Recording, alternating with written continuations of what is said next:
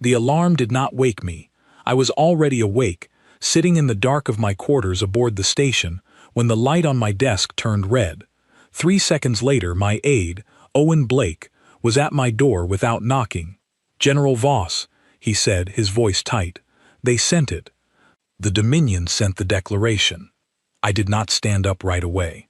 I finished the last sip of my coffee, set the cup down on the metal desk, and only then reached for my jacket. "Bring it to the main hall," I said. "Let everyone hear it together. No secrets today." Owen nodded and left. I looked at my own reflection in the dark window before I followed him. A tired face looked back at me, lines around the eyes that should not belong to someone my age, but I had earned every one of them. I had spent the better part of 15 years ending wars that no one on this station had lived through, wars that had almost erased my own species before we ever looked up at the stars. The people walking these halls thought the Zarkon Dominion was the first true threat humanity had ever faced. They were wrong. It was only the first one wearing a uniform we did not recognize. The main hall was already full when I arrived.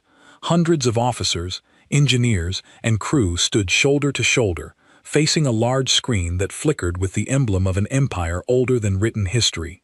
A voice came through, translated a half-second late by our systems, cold and certain of itself. The ambassador's name was Corlath Vane, and he did not bother with threats dressed in politeness. He spoke as if reading a weather report, the kind that only ever ends one way. "People of Earth," the voice said, "you have expanded beyond the boundaries granted to lesser species. The Zarkon Dominion has ruled these stars since before your ancestors first stood upright. We do not ask you to serve us. We ask only that you kneel before we correct our records. You have one rotation of your smallest moon to answer. After that, our fleet will arrive, and the correction will not require your permission." The screen went dark. For a moment, nobody in that hall breathed. I felt hundreds of eyes turn toward me, waiting for fear, waiting for panic, waiting for someone in charge to give them a reason to feel small. Instead, I let out a small laugh, quiet, almost to myself, and stepped forward so everyone could see my face. "Is that all?" I said. A few nervous laughs answered me, though most of the room stayed silent, unsure if I was serious. I was completely serious. I turned to Owen. "Get me everything we have on their fleet size, their weapons, their command structure, and get me a secure line to Admiral Whitfield. We have work to do." As people scattered to their stations, I stayed a moment longer, looking at the dead screen where the ambassador's face had been. I thought of the wars my grandmother had lived through, back when humanity had almost destroyed itself with our own hands before we ever left our home world. I thought of the quiet, brutal campaigns that had finally united every nation under one banner, campaigns most people alive today only read about in short paragraphs in school, because no one wanted to remember the true cost. I had lived through the last of those campaigns. I had commanded soldiers who had nothing left to lose and found a way to win anyway. The Dominion thought they were the first real war humanity would ever face. They did not understand that we had already fought a war against ourselves, and we had not lost. I walked to the observation window and looked out at the black of space, dotted with the lights of ships already gathering at the edge of our system, small compared to what was coming, but not as small as the Dominion believed. Admiral Grace Whitfield's voice came through my earpiece a moment later, calm as always. "You saw the message." "I saw it," I said. "They're not bluffing, Elena. Our scouts confirm the fleet is real, and it is larger than anything we've built. Some of my officers are asking if we should try to negotiate."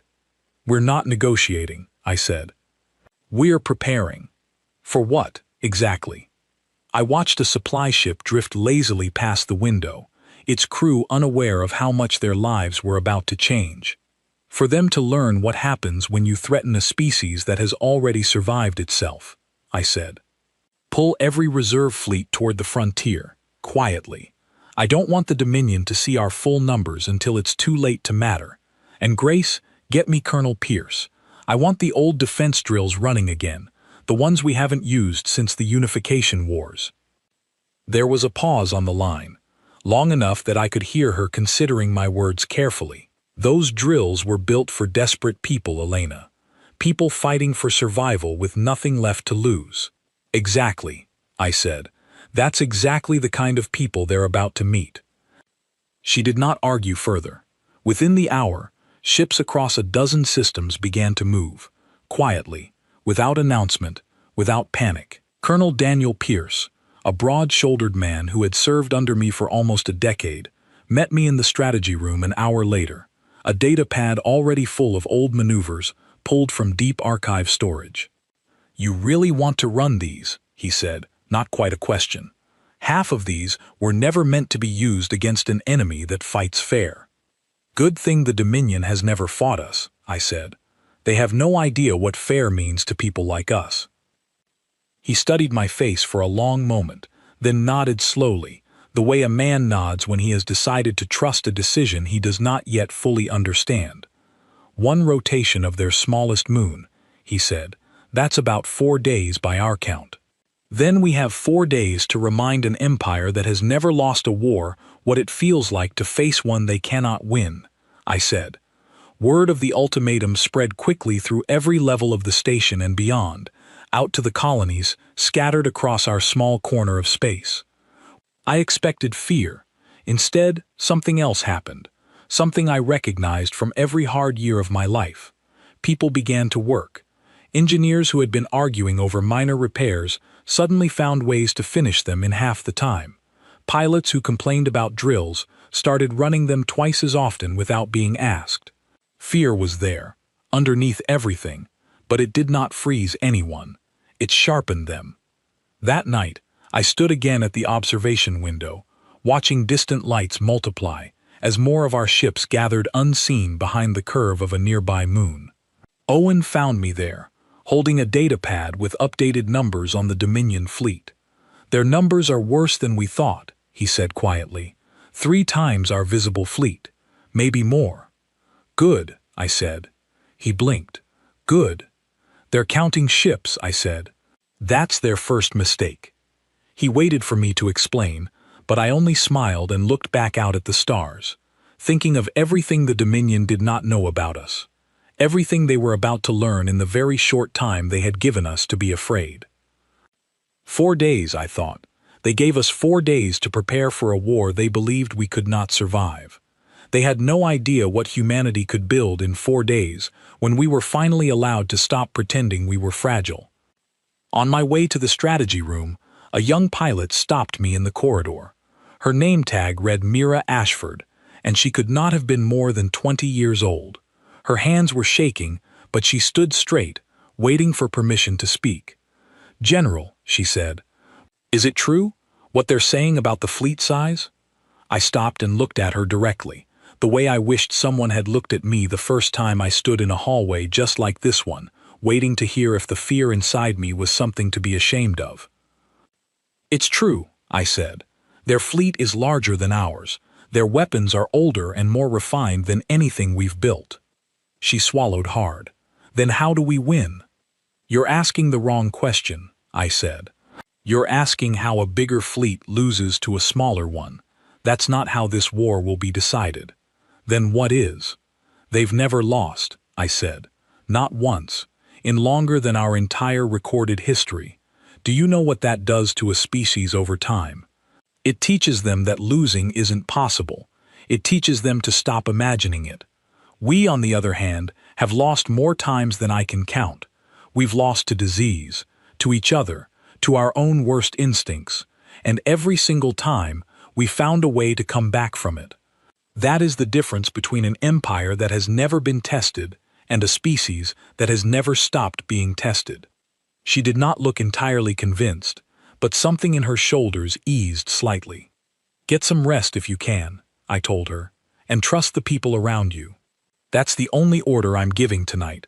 She saluted and walked away, faster than before, her fear folded into something closer to purpose. I watched her go, remembering a version of myself from long ago, standing in a different hallway, on a different world, waiting for a war I did not believe I could survive either. I had survived it. I intended for her to survive this one too. By the time I reached the strategy room, Pierce had already covered the main table with star charts and old battle records pulled from storage vaults that had not been opened in over a decade. Whitfield joined by secure link a few minutes later, her face tired but sharp on the screen. 4 days, she said, echoing my earlier thought without knowing it. It isn't enough time to build new ships. We're not building ships, I said. We're building a trap large enough for an empire to walk into. Pierce looked up from the charts, a faint, dangerous smile crossing his face, for the first time since the ultimatum arrived. Now that, he said, sounds like a plan worth losing sleep over. Around us, alarms continued to hum softly through the station. Not the alarms of panic, but the steady rhythm of a species quietly getting ready for a fight it had already decided to win. I leaned over the star charts, my reflection catching faintly in the glass surface of the table, the ambassador's cold voice still echoing somewhere in the back of my memory. "Is that all?" I whispered to no one. "Let's see." Aboard the Dominion flagship, far beyond the edge of our charted space, a commander named Threx Molan stood before his own officers and delivered a very different kind of speech. I would only learn the details of this moment much later, pieced together from recovered communication logs and translated reports, but even secondhand, it told me everything I needed to know about the mind we were up against. "The humans have accepted terror as their answer," Molan told his fleet, his voice carried across every deck of every ship under his command. "Our scouts report their vessels scattering toward the frontier, a desperate attempt to appear larger than they are. It will not save them. In 4,000 years, the Dominion has never lost a war of conquest. We do not intend to break that record against a species that has not yet learned to leave its own solar system without difficulty." His officers responded with the calm, practiced confidence of people who had never once needed to imagine failure. It was, I would come to understand, the single greatest weakness of an empire like theirs. Victory had become so constant that it had stopped feeling like something earned. It felt like something owed. Molan's fleet numbered close to 900 warships, arranged in formations so precise they looked like something drawn by a machine rather than commanded by living beings. Their weapons were built on technology refined over centuries, energy-based systems capable of tearing through the hulls of anything we had ever built. Their shields could absorb strikes that would have vaporized any of our older ships in an instant. On paper, in every measurable way, they were simply superior. What their scouts could not measure, and what Molan's confidence blinded him to, was the one thing that had always decided humanity's wars, long before weapons ever did. We were a species that had nearly destroyed itself more than once, and every single time, the survivors had rebuilt something stronger, meaner, and far less predictable than what came before. Back on the station, the 4 days moved quickly, but not in the way anyone expected. There was no panic, no last-minute farewells broadcast across every channel, no dramatic declarations of courage. Instead, there was work, endless, exhausting, quiet work. I spent the first full day reviewing every scrap of intelligence we had gathered on the Dominion, most of it decades old, collected by long-range probes that had drifted near the edges of their territory, without ever being detected. Pierce sat across from me, cross-referencing old unification war tactics against everything we knew about Dominion ship movement patterns. "Their formations are beautiful," he admitted, tapping the star chart between us. "Too beautiful. Every maneuver assumes the enemy will react the way a rational, evenly matched opponent reacts." "And we're not rational," I said. "We're not evenly matched either," he said. "Not in their favor." I studied the chart a while longer, tracing the pattern of the approaching fleet with one finger. "Their commander will expect us to defend our strongest positions first. Core worlds, main shipyards, population centers. That's what any reasonable defender would do. So we don't defend them first. We let him think we are," I said. "We move our real strength somewhere he isn't looking, and we make our weakest positions look like our strongest ones." Pierce exhaled slowly, running a hand through his hair. You're describing a bluff on a scale of an entire star system. I'm describing exactly that, I said. Whitfield joined the planning a few hours later, bringing with her 3 younger officers I had not yet worked with directly. Among them was a woman named Claire Dawson, sharp-eyed and quiet, who had spent the last several years studying long-range sensor data from Dominion-controlled space. As part of a small analysis team most people on the station did not even know existed. "General," she said, laying a data pad on the table, "there's something in the fleet's approach pattern that doesn't match standard Dominion doctrine. I think it's important." I looked over her notes carefully. She had identified a small but consistent gap in the Dominion formation, a section of their advance that moved slightly slower than the rest, as if compensating for something. "Supply ships," I said after a moment. "They're not bringing a strike fleet only. They're bringing enough support vessels to sustain a long occupation." Claire nodded. "They're not planning a single battle, General. They're planning to stay." The room went quiet for a moment. It was one thing to prepare to repel an attack. It was another to understand that the Empire sending it fully expected to settle into our home afterward, confident enough in their victory to bring the infrastructure of occupation before the first shot was ever fired. "That arrogance," I said slowly, "is the biggest gift they could have given us." Whitfield frowned. "How so?" "An occupation fleet moves differently than a pure strike fleet," I said. "It has to protect its support ships. It has to maintain supply lines. It creates weaknesses a strike fleet alone would never have." Pierce leaned forward, already sketching new lines across the chart. "If we can identify exactly where those supply lines will need to establish themselves once they cross into our territory, then we know exactly where to be waiting," I finished. For the rest of that day, and long into the next, my officers worked without rest, refining a plan that depended entirely on the Dominion's own confidence working against them. We moved our primary reserve fleet, the one Whitfield had quietly gathered behind the curve of a distant moon, further out along a path the Dominion's occupation force would almost certainly need to follow. We left our visible defenses exactly where the enemy expected them, thin and outdated on purpose, a picture of a fragile species preparing to lose.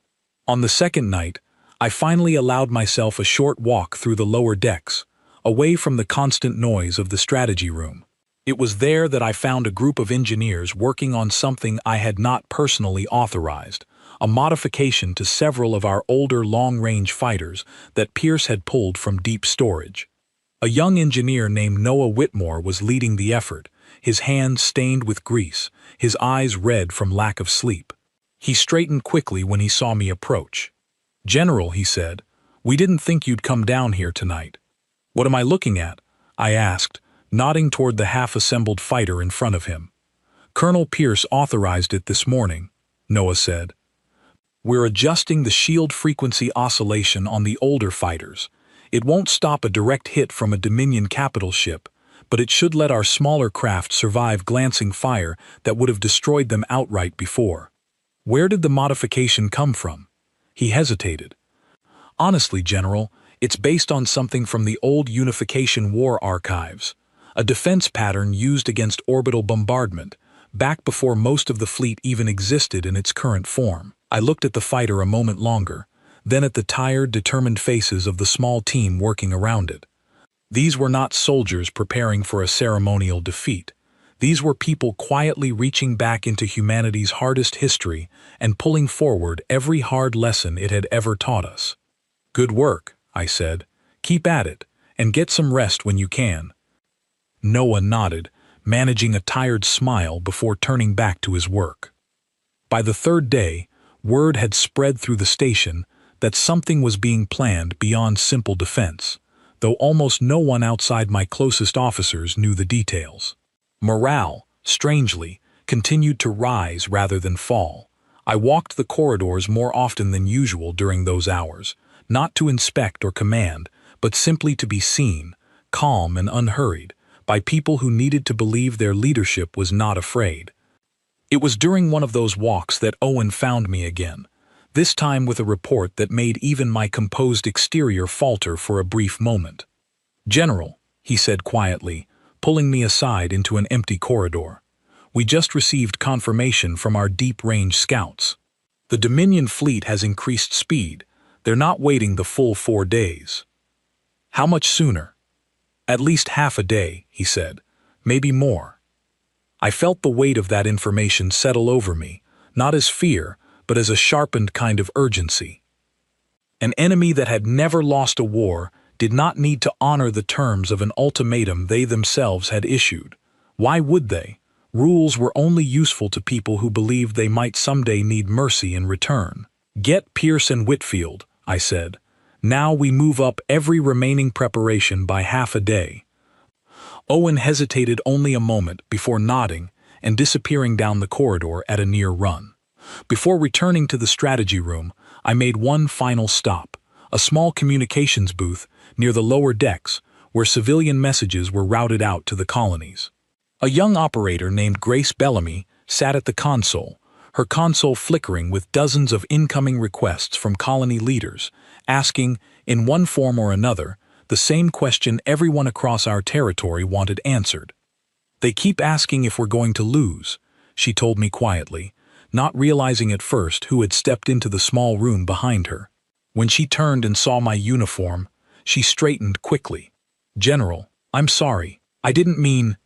You didn't say anything wrong, I told her. What have you been telling them? She hesitated. I've been telling them what Colonel Pierce's office instructed. That preparations are underway and that command is confident. Tell them something else instead, I said. Tell them the truth. Tell them the Dominion has never fought a species that has already survived losing everything to itself. Tell them that's not a comforting thought for an enemy that has only ever fought people who still believed defeat was the worst thing that could happen to them. Grace considered my words carefully before nodding, already composing a new message for the queue of anxious colony leaders waiting on the other end of her console. I watched her work for a moment longer, a small, ordinary act of communication that mattered every bit as much as the fleet movements unfolding across the system, then continued on toward the strategy room, carrying with me the same quiet certainty I hoped she would now be able to pass along to a frightened, waiting population.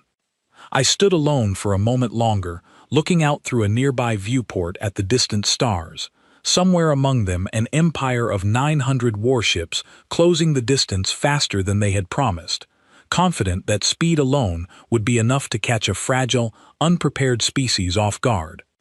They had made a serious miscalculation. In choosing to break their own timeline, they had assumed we were only ready for the deadline they had given us. They did not understand that people like us prepared for the worst possibility from the very first moment the threat was made, not the version an enemy politely promised to deliver. By the time I reached the strategy room again, Pierce and Whitfield were already waiting, along with Claire and several other officers who had clearly been pulled from their own preparations without warning. They're moving early, I told them, watching the information settle across every face in the room. Half a day, possibly more. That changes the timeline for the supply line positioning, Claire said immediately, already recalculating figures on her data pad. It changes some things, I said. It does not change the plan. Pierce looked up sharply. You're certain? An empire that has never lost a war, I said, still thinks like an empire that has never lost a war, even when it moves the clock forward. Mullen believes speed alone will overwhelm us. He is still walking into the exact trap we built, only slightly earlier than expected. Whitfield allowed herself a small, tired smile. Then we simply finish slightly earlier than expected as well.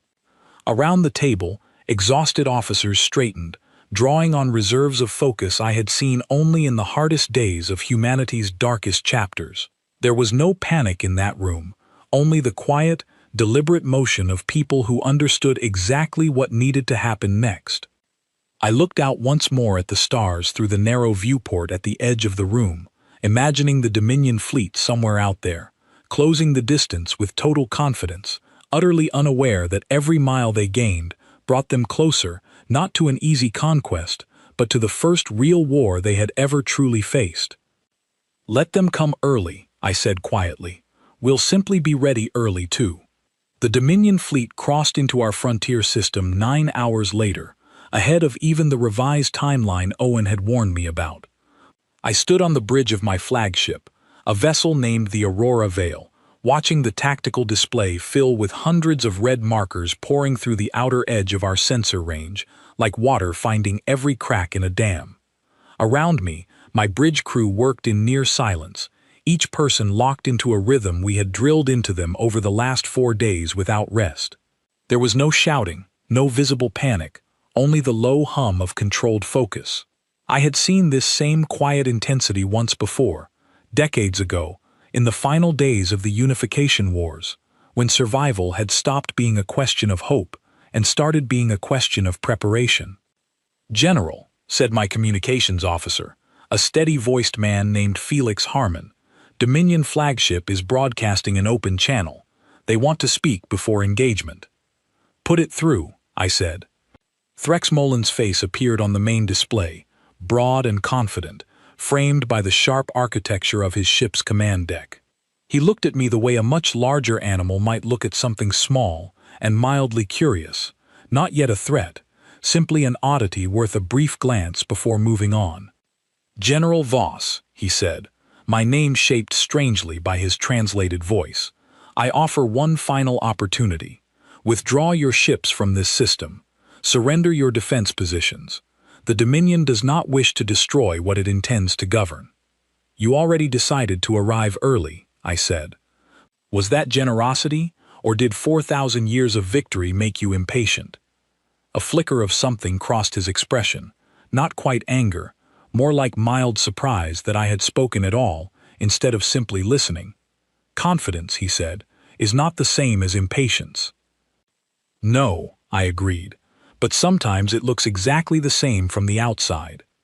He studied me for a long moment, then allowed himself something close to a smile, the expression of a being entirely certain of how this conversation would end. "You will not be the first commander to speak boldly before the battle begins, General Voss. History rarely remembers the ones who do." "Then let's make sure history remembers this one," I said, and closed the channel myself before he could respond. The bridge went quiet for exactly one breath before Pierce's voice came through on the internal command line, steady, despite everything unfolding around us. "General, our decoy formations are holding position exactly as planned. Sensor ghosting is active across all outdated defense lines." "Good," I said. "Claire, confirm supply line positioning for the Dominion occupation fleet." "Confirmed, General," Claire answered, her voice sharp through the static of live combat channels. "Their support vessels are moving to establish forward staging exactly where we predicted, along the outer asteroid corridor." "That's our opening," I said. "Whitfield, move the reserve fleet. Far beyond the edge of Dominion sensor range, hidden behind the gravity shadow of a dense asteroid field that our own scouts had spent years quietly mapping, Admiral Whitfield's reserve fleet began to move. Nearly 400 ships, most of them older, some of them barely holding together, all of them modified in the hurried, brilliant work of engineers like Noah Whitmore over the last several days. The Dominion's main strike force pressed forward exactly as their formation charts suggested they would, confident and unhurried, engaging our visible defense lines first. Our outdated ships, positioned deliberately to look weak and disorganized, fell back in a controlled retreat that appeared, from the outside, exactly like panic. I watched through the tactical display as Dominion fighters tore through several of our decoy formations with terrifying ease, their advanced weapons cutting through outdated shields in seconds. Every loss on that display represented real people, and I felt each one, but every retreating ship drew the Dominion's attention further away from the one thing that actually mattered. "They're taking the bait," Pierce said quietly. "Their strike fleet is fully committed to pursuit." "And their supply line?" I asked. "Undefended," Claire answered immediately. "Their occupation vessels believe the battle is already won. They're moving forward to establish staging exactly on schedule." I allowed myself one slow breath. "Whitfield, you're clear. Hit the supply line." Nearly 400 human ships emerged from the asteroid field's gravity shadow in a single coordinated wave, their modified shields absorbing the first scattered defensive fire from startled Dominion support vessels who had never anticipated an attack from that direction. What followed was not the chaotic, desperate battle Molan expected humanity to fight. It was precise, brutal, and utterly without hesitation. Our modified fighters tore through supply ship formations with the same old unification war tactics Pierce had pulled from deep storage. Tactics designed decades ago by desperate soldiers who understood that survival sometimes required striking exactly where an enemy believed itself safest. Within minutes, dozens of Dominion support vessels were disabled or destroyed, their occupation fleet suddenly stranded far from home, with no clear way to sustain a prolonged campaign. During the assault on the supply line, a young pilot named Ethan Marsh, flying under Whitfield's command, found his fighter caught in a crossfire between two larger Dominion support vessels attempting to shield their formation. His voice came through the general command channel, tense but controlled. "I'm losing shield integrity," he reported, requesting instruction. Whitfield's voice answered immediately, calm despite the pressure of coordinating hundreds of ships at once. "Break formation, Ethan. Fall back behind the Callaway squadron and let them cover your retreat." "Copy that," he answered, already adjusting course. A moment later, two fighters from the Callaway squadron moved into position exactly as instructed, drawing enemy fire away from his damaged craft, long enough for him to withdraw safely to a defensible distance. It was a small moment in the middle of a much larger battle, one that would never appear in any official record beyond a single line in a damage report. But it was exactly the kind of moment I had built this entire campaign around. Not simply overwhelming force, but disciplined coordination between people who trusted each other enough to act without hesitation the instant it mattered. On the main bridge, Felix's voice cut through the controlled quiet. "General, Dominion strike fleet is receiving distress signals from their supply line. Their formation is breaking pursuit." "Too late," I said. "Whitfield, disengage from the supply line the moment their strike fleet turns back. Do not let them catch you in open space." "Already moving, General," Whitfield answered, her voice tight with the strain of commanding a battle unfolding across multiple fronts at once. Molan's strike fleet reversed course sharply, abandoning pursuit of our decoy ships to race back toward their crippled supply line, exactly as I had hoped. In doing so, they exposed their own flank to our second wave, smaller but far more dangerous, a group of modified long-range fighters led personally by Colonel Pierce. I watched on the tactical display as Pierce's fighters struck the exposed flank of the Dominion strike fleet with a coordinated barrage that took advantage of every weakness Claire's analysis had identified in their formation patterns. Ships that had never once needed to consider vulnerability suddenly found themselves absorbing damage from angles their defensive doctrine had never accounted for. "Their formation is breaking," Pierce's voice came through, tense with controlled excitement. "General, we're seeing confusion across multiple squadrons. They don't know how to respond to an attack that doesn't follow their expected patterns." "Keep pressing," I said. "Do not give them time to recalculate." For the first time since the battle began, I allowed myself to watch Molan's flagship directly through our long-range sensors. It had not yet engaged our main forces, holding position at the rear of the formation, a commander observing rather than fighting, confident that his overwhelming numbers would eventually correct any temporary confusion among his fleet. That confidence, I realized, was exactly the mistake I had been counting on. "Felix," I said, "reopen a channel to the Dominion flagship." Molan's face appeared again, this time with far less certainty behind his expression, his composure visibly strained by reports flooding in from every corner of his own fleet. "General Voss," he said, his voice tighter than before, "you have disrupted our supply formation. A minor tactical inconvenience. It changes nothing about the outcome of this engagement." "Doesn't it?" I asked.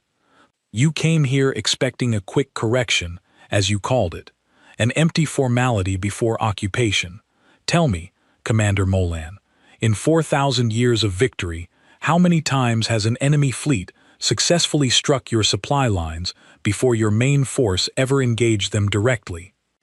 His silence answered the question more clearly than words could have. That's what I thought, I said. You've spent centuries fighting opponents who understood the rules of war exactly as you do. We don't share those rules. We never had the luxury of believing war was something civilized. You speak as though this changes the balance of this engagement, Molan said, though the certainty in his voice had thinned considerably. Our strike fleet still outnumbers your visible forces by a significant margin. Our visible forces, I repeated slowly, letting the words settle. Is that all you've been counting? Something shifted behind his eyes, the first true flicker of doubt I had seen since the Dominion first delivered their ultimatum. Pierce, I said, without breaking eye contact with Molan's image, bring in the third wave. A final formation of human ships emerged from behind a small moon at the edge of the system, ships that had remained completely hidden from Dominion sensors throughout the entire engagement, ships Whitfield had kept in absolute reserve specifically for this moment.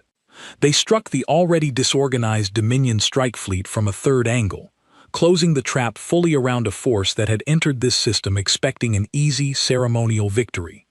Molan's image flickered slightly on my display as his own ship rocked from a nearby impact, the first sign that the battle had finally reached even his flagship's protected position. This is not possible, he said, more to himself than to me. 4,000 years. 4,000 years of fighting people who agreed to fight fair. I said, you never fought us. The battle raged for nearly 2 more hours, a length of time that felt both endless and impossibly short given everything that changed within it. By the end, the Dominion's initial strike fleet had lost nearly a third of its total strength, an amount of damage Molan's own historical records would later confirm was greater than anything the Empire had suffered in over a century of previous campaigns combined. As the remaining Dominion ships began a disorganized retreat toward the edge of the system, I finally allowed myself to exhale fully for the first time since the battle began. Around me, my bridge crew remained focused, monitoring the retreat carefully in case it was another calculated maneuver rather than genuine defeat. But I could feel the shift in the air, the same shift I remembered from the final days of humanity's own darkest war, the moment an enemy realizes, often too late, that the fight they expected is not the fight they are actually in. Casualties? I asked quietly. Significant, Whitfield answered honestly over the comm line, her voice heavy with the weight every commander carries after a battle, win or lose. But far lower than projected, General. The modifications held. The formations held. I looked out at the tactical display, now slowly clearing as Dominion ships continued their retreat beyond the edge of our sensor range, leaving behind wreckage that told its own story far more clearly than any battle report ever could. Get me damage assessments from every ship, I said. And Pierce, begin recovery operations immediately. No one gets left behind out there. As the bridge crew moved into the controlled chaos of post-battle procedure, I allowed myself one last look at the empty space where Molan's retreating fleet had disappeared, an empire that had never known defeat, now carrying the first real taste of it back toward whatever command structure waited beyond our borders. They had arrived believing this would be the shortest, easiest war in their long history. Instead, they had just delivered the first true wound the Dominion had suffered in 4,000 years, and somewhere out there, Threx Molan now had to explain exactly how that had happened. I did not smile this time. Not yet. There was still far too much work ahead, and I understood, better than almost anyone else on that ship, that a wounded empire was often more dangerous than a confident one. But for the first time since the ultimatum arrived, I allowed myself to believe, fully and completely, that we were going to win this.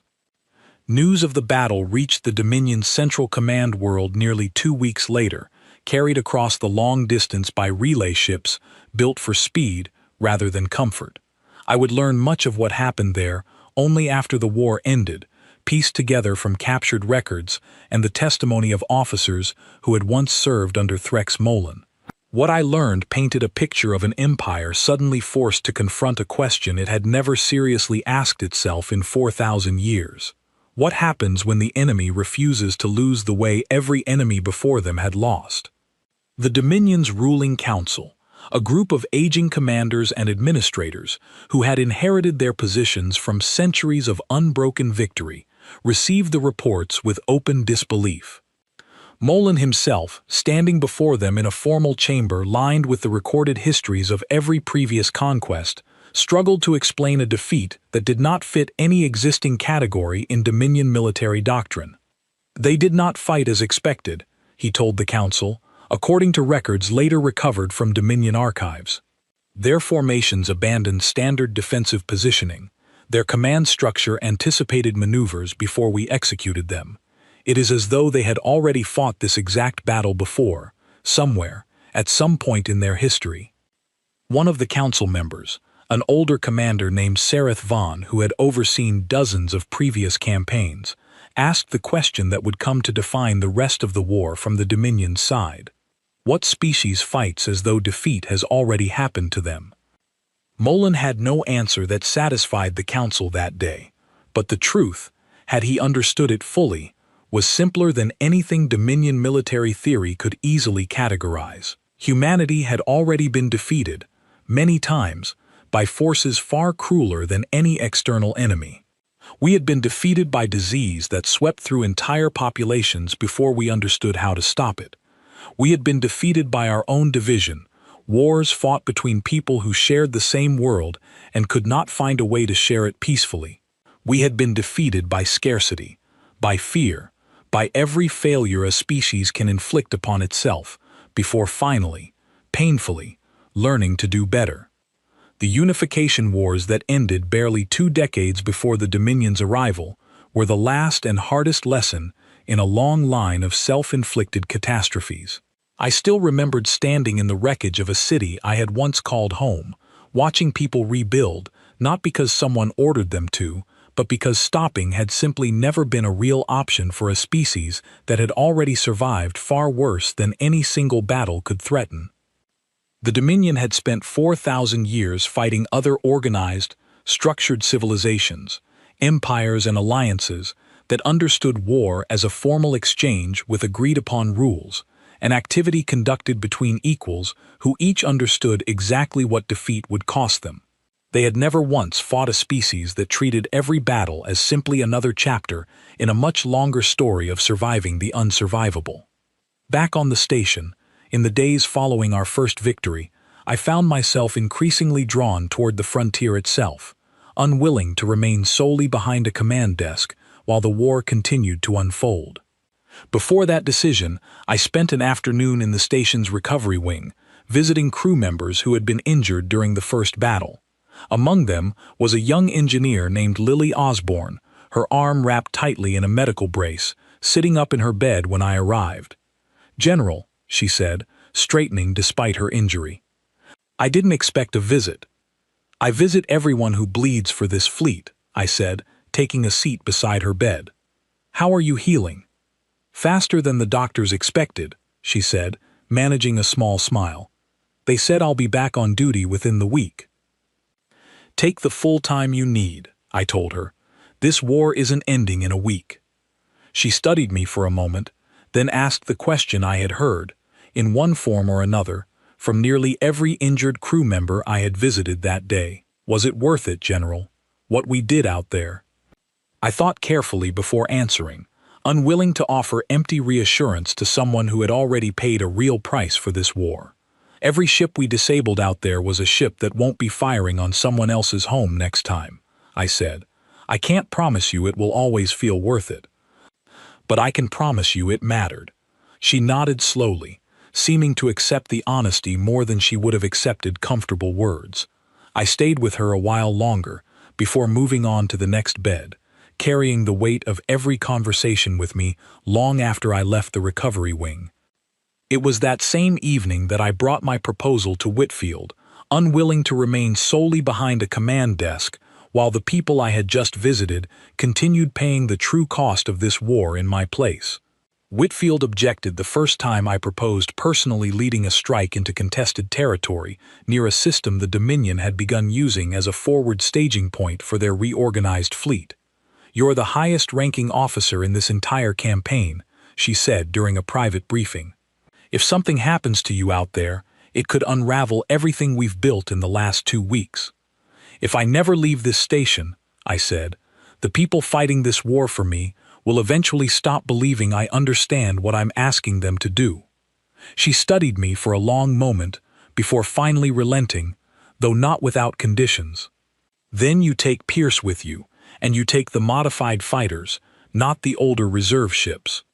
I agreed, and 3 days later, I found myself aboard a small strike craft alongside Pierce and a handful of pilots, including young Mira Ashford, the same nervous pilot who had stopped me in the corridor before the first battle. She looked considerably steadier now, though I could still see traces of that same fear beneath her calm exterior, the kind of fear that never fully disappears but simply learns to work alongside courage instead of against it. "Never thought I'd be flying alongside the General herself," she admitted quietly as we approached the edge of Dominion-controlled space. "Get used to it," I said. "This war isn't going to be won from behind a desk." Our target was a small but strategically important Dominion staging post, recently established following their retreat from the first battle, positioned to help rebuild their damaged supply infrastructure before launching a second offensive. Claire's analysis team had identified it through a combination of intercepted communications and careful sensor tracking, a target small enough for a focused strike, but important enough to further disrupt the Dominion's recovery efforts. We approached under careful sensor masking, technology Noah Whitmore's engineering team had continued refining since the first battle, allowing our smaller strike craft to slip closer to Dominion positions than their outdated sensor calibrations expected possible. It was not invisibility, not truly, but it bought us precious minutes that made all the difference. "Staging post confirmed," Pierce said quietly over the comm line, his voice steady, despite the tension I could feel radiating through our small formation. "Minimal defensive coverage. They're still rebuilding after the last engagement." "Then let's make sure they don't finish," I said. The strike itself lasted less than 20 minutes, a controlled, precise operation that disabled the staging post's ability to function as a supply hub without causing the kind of prolonged engagement that might have drawn a larger Dominion response before we could safely withdraw. I flew alongside my pilots rather than simply commanding from a safe distance, weaving through defensive fire that grew increasingly desperate as the Dominion crew realized their position had been compromised. At one point, a defensive turret locked onto Mira's fighter, its targeting systems briefly overriding her evasive maneuvers. I moved without thinking, positioning my own craft between hers and the turret's line of fire long enough for Pierce to disable the weapon with a precisely placed strike. "General," Mira's voice came through, shaken but grateful, "you didn't need to do that." "Yes," I said simply, "I did." We withdrew from the system fully intact, leaving behind a staging post that would take the Dominion considerably longer to rebuild than they had originally planned. It was a small victory compared to the larger battle weeks earlier, but small victories, I had learned long ago, accumulate into something far larger over time, especially when an enemy begins to realize that every single one of their efforts to recover keeps meeting the same quiet, relentless resistance. News of the strike reached Molin's remaining command structure within days, and according to records recovered much later, it triggered a shift in Dominion strategy that would ultimately prove far more significant than the battle itself. Molin, still struggling to explain the first defeat to a council that had never needed to consider the possibility of prolonged resistance, now had to explain how a species with a fraction of the Dominion's resources had managed to strike directly at their recovery efforts as well. "They do not retreat to rebuild," Molin reportedly told the council in a later session. "They retreat only long enough to strike again. This is not the pattern of any enemy we have faced before." Sereth Vaughn, The older commander who had first questioned Molin's failure reportedly grew quiet for a long moment before offering an observation that would prove more accurate than he likely realized at the time. Perhaps, Vaughn said, we did not declare war on a species preparing to defend its territory. Perhaps we declared war on a species that has simply been waiting, for longer than we understood, for exactly this kind of fight. Back aboard the Aurora Vale, I stood once more at the observation window, watching the stars beyond, thinking of everything that still lay ahead. Whitfield joined me quietly, having received the full report of our successful strike. "You took an unnecessary risk out there," she said, though there was no real anger in her voice, only the tired concern of someone who had spent decades trying to keep dangerous people slightly safer than they wanted to be. "Every risk in this war is unnecessary," I said, "right up until the moment it isn't." She allowed herself a small, exhausted smile. "The Council is asking for a full strategy briefing tomorrow. They want to know what comes next." "What comes next," I said, watching the distant stars, "is the Dominion realizing that this war was never going to end quickly, no matter how confident they were walking into it. And after that?" I thought of Molin's cold voice delivering that first ultimatum, of an empire that had never once needed to imagine losing, now forced to reckon with exactly that possibility, for the first time in 4,000 years. "After that," I said quietly, "they bring everything they have left, and we make sure we're ready for it." They came 6 weeks later, and when they came with everything. Our long-range scouts detected the new Dominion fleet nearly 3 days before it crossed into our territory, giving us just enough warning to understand the scale of what Threx Molin had assembled in response to his earlier defeats. This was not the confident, ceremonial force that had first delivered our ultimatum. This was closer to 2,000 warships, gathered from every corner of Dominion-controlled space, supported by weapons platforms and command vessels far larger than anything we had faced before. "They've committed almost half their entire military strength," Claire reported during the emergency briefing, her voice carefully controlled despite the staggering numbers displayed across the star chart in front of us. "General, this isn't a punitive strike anymore. This is everything they have." I studied the chart for a long moment, tracing the formation of the approaching fleet, larger and more complex than anything Pierce's old unification war tactics had originally been designed to counter. "Then it's a good thing," I said, "that we didn't spend the last 6 weeks only preparing for a repeat of the last battle. In the time since our strike on the Dominion staging post, we had not simply waited for their response. Working alongside Whitfield, Pierce, Claire, and dozens of engineers led by Noah Whitmore, we had used every available resource to expand our defenses far beyond what the Dominion could have anticipated based on their first 2 encounters with us. Colonies across our territory had quietly redirected manufacturing toward military production, building not only more of our modified fighters, but something entirely new, a project Pierce and Noah had been developing in secret since shortly after our first victory. "The interference array is fully operational," Noah confirmed during our final preparation meeting, standing before a model of the system defense grid that had been under near constant construction for weeks.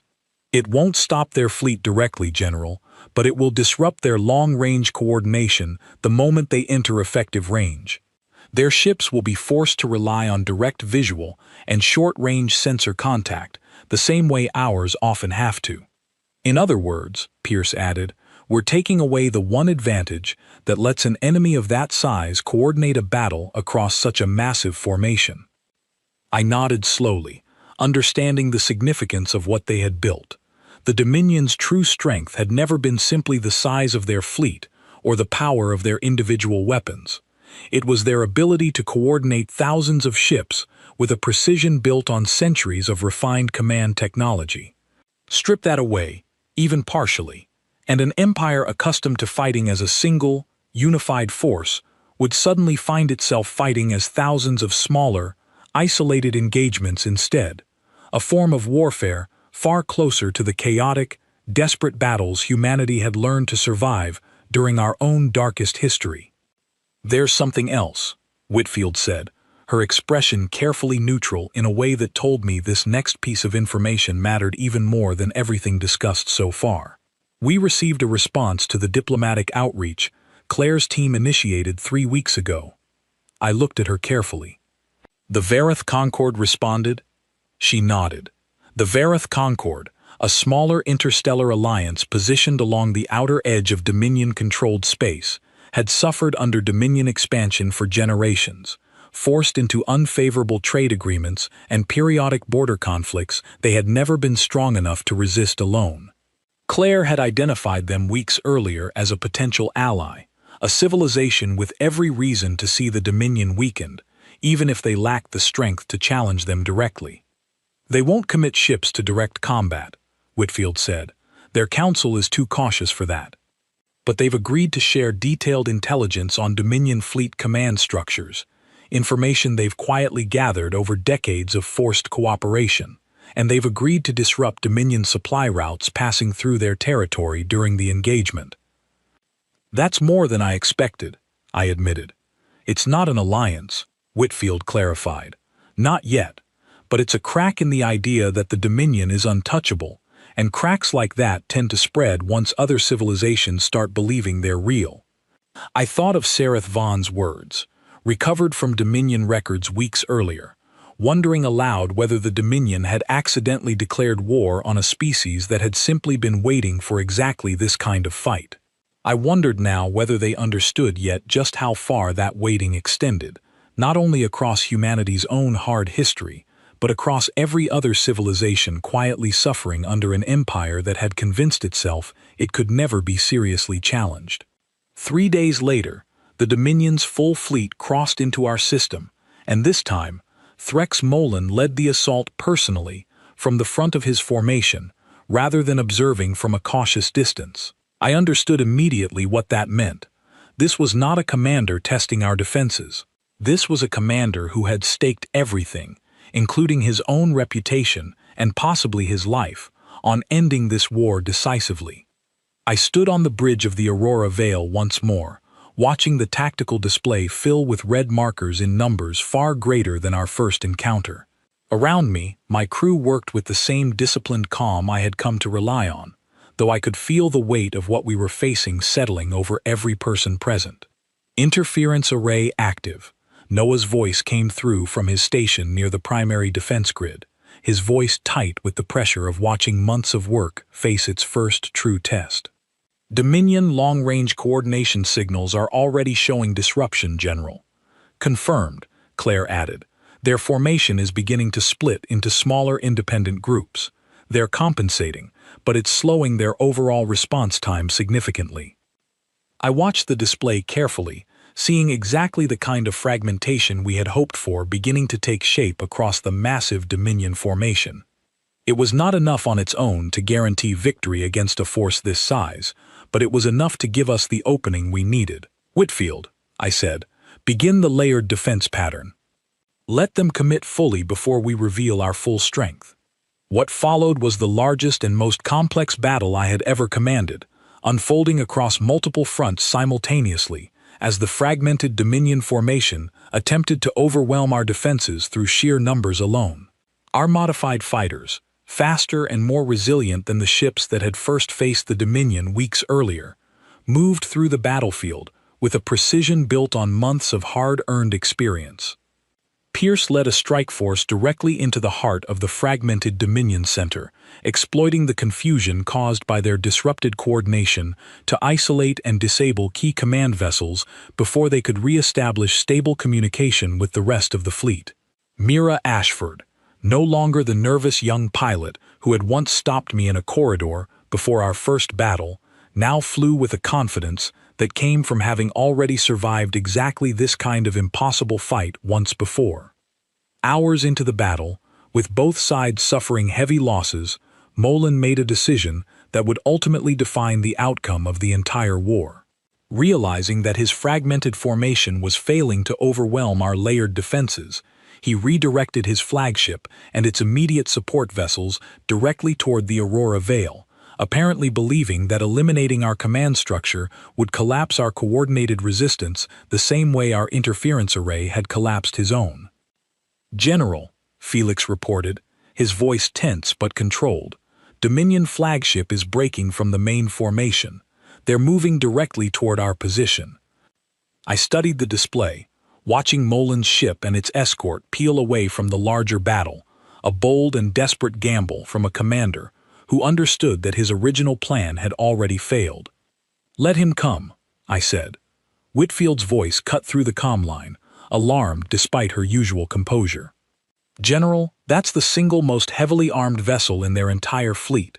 Direct engagement isn't advisable." "I'm not planning to engage him directly," I said. "I'm planning to let him make the same mistake his entire empire has been making since this war began."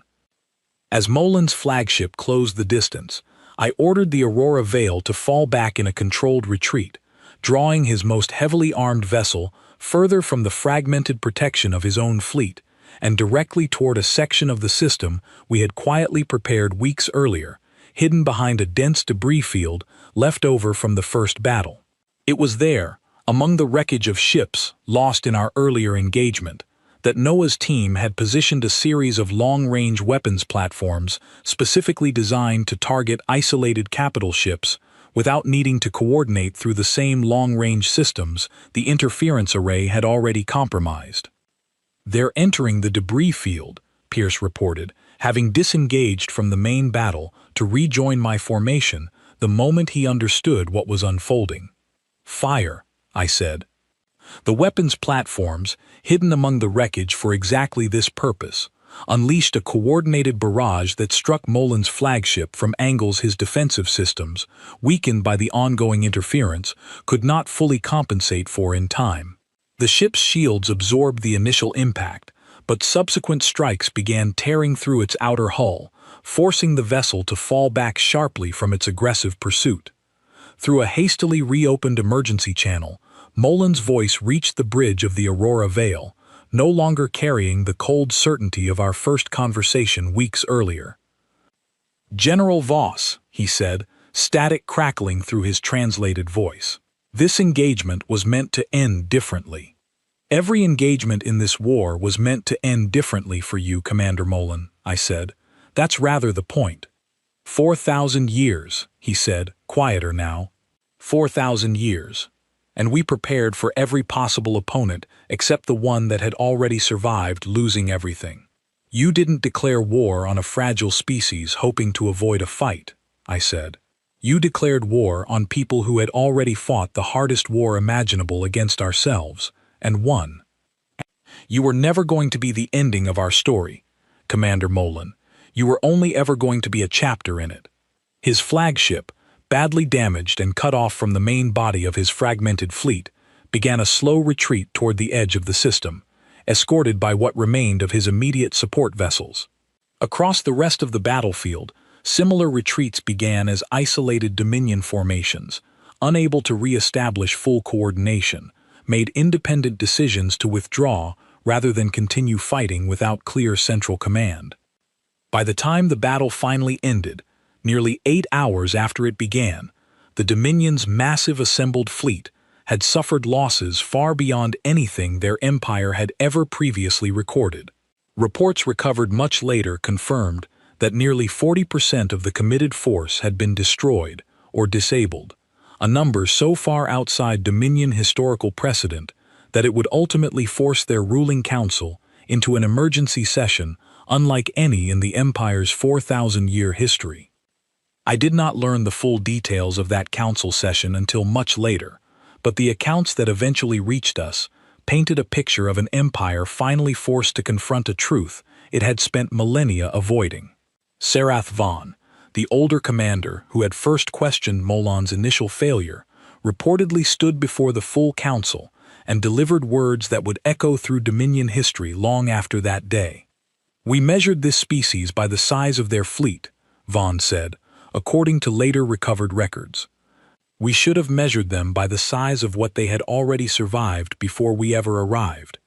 The council's decision, reached after extensive deliberation, was to withdraw all remaining forces from human-controlled territory and open formal negotiations rather than risk further losses against an opponent whose true strength had proven impossible to accurately measure until it was far too late. 3 weeks after the final battle, a Dominion delegation arrived at our station under a formal flag of parley, led not by Threx Molan, whose standing within the council had been severely damaged by the outcome of the war, but by an official envoy carrying terms of peace drafted by the very council that had once believed conquering humanity would require nothing more than a simple correction of records. I met the envoy in the same main hall where the original ultimatum had first been delivered, the same room where hundreds of officers had once waited to hear whether their commanding general would show fear before an empire that had never lost a war. This time, the room was quieter, filled not with tension, but with the tired, steady calm of people who had already lived through the worst of what they feared and found a way through it.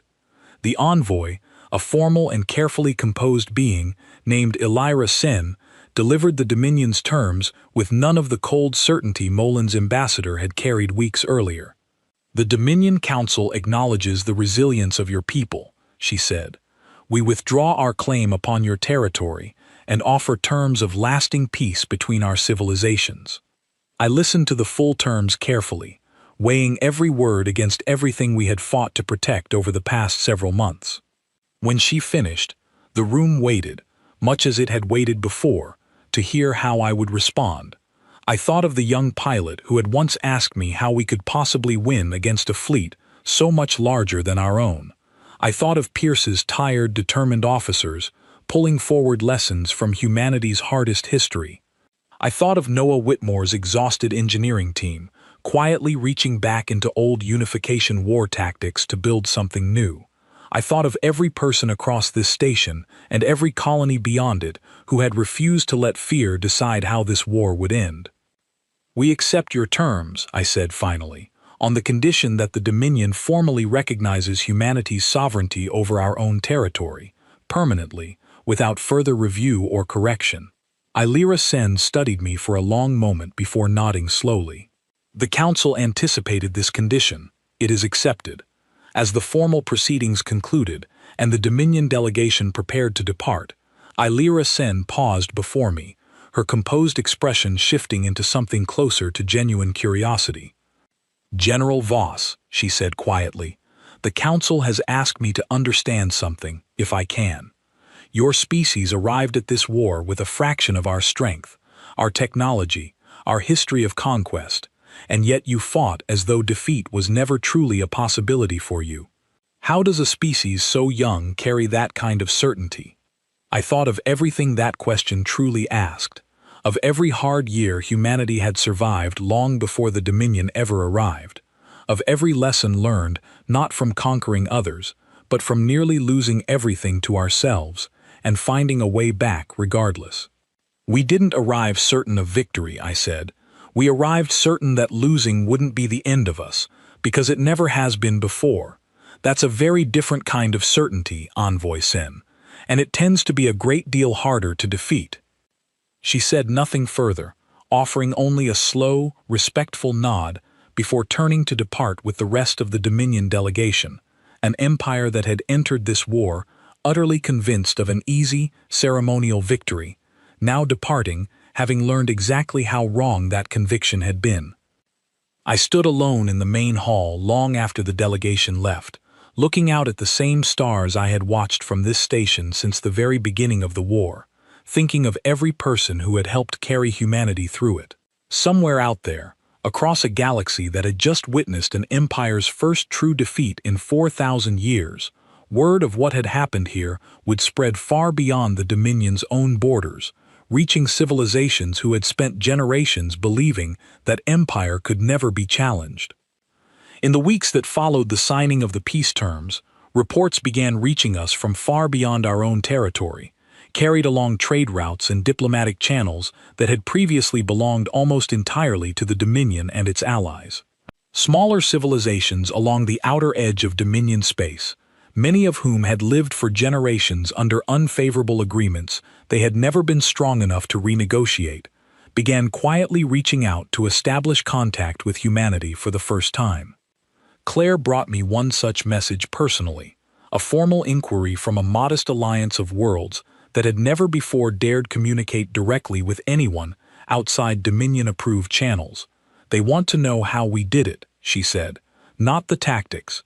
The council here specifically asked how a species so young managed to convince an empire that old to walk away from a war it believed it could not lose. What did you tell them? I asked. I told them the truth, she said, that we didn't convince them of anything. We simply refused to behave the way they expected an outmatched species to behave, and eventually, that refusal became impossible for them to ignore. I thought of Sareth Vaughn's words from the Dominion Council session, of an empire finally forced to measure humanity not by the size of our fleet, but by the size of everything we had already survived before they ever arrived.